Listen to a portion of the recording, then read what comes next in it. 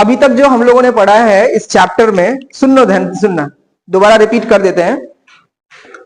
Chapter का नाम है sexual reproduction in flowering plants, यानी पुष्पी पादपों में लैंगिक प्रजनन। तो पुष्पी पादपों में लैंगिक प्रजनन या sexual reproduction in flowering plants में सबसे पहले हम लोगों ने पढ़ा था फ्लावर। क्या पढ़ा था? फ्लावर यानी पुष्प।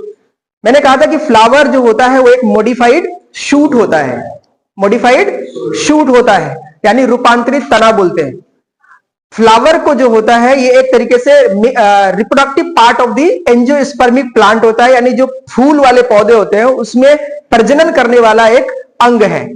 और जो रिप्रोडक्टिव ऑर्गन होता है उसमें मेल सेक्स ऑर्गन और फीमेल सेक्स ऑर्गन दोनों होता है। मेल सेक्स ऑर्गन को क्या बोलते हैं? स्टामेन बोलते हैं, और फीमेल को पिस्टिल बोलते हैं, यानी स्त्री केसर और पुंकेसर। इसके अलावा हमने बात की थी टाइप्स ऑफ एंथर। दो टाइप्स के होते हैं, मोनोथीकस और डाइथीकस। मोनोथीकस का एग्जाम्पल क्या है बोलो जरा? मालवेसी।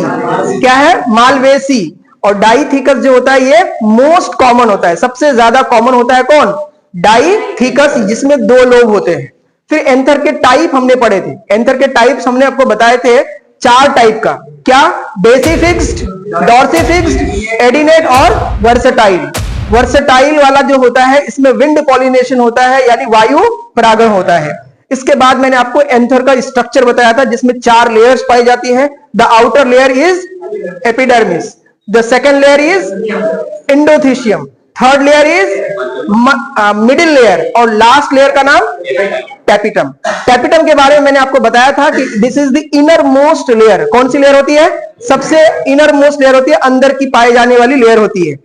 इसका जो साइटोप्लाज्म होता है वो कैसा होता है? डेंस होता है। साइटोप्लाज्म क्या होता है? डेंस होता है, सघन होता है। ये मल्टी न्यूक्लिएट होता है। क्या होता है? मल्टी न्यूक्लिएट होता है। ये न्यूट्रिटिव लेयर होती है, और ये एक तरीके से डेवलपिंग जो पॉलन ग्रेन होता है उसको खाना पीना देता है, यानी नरिशमेंट प्रोवाइड करता है।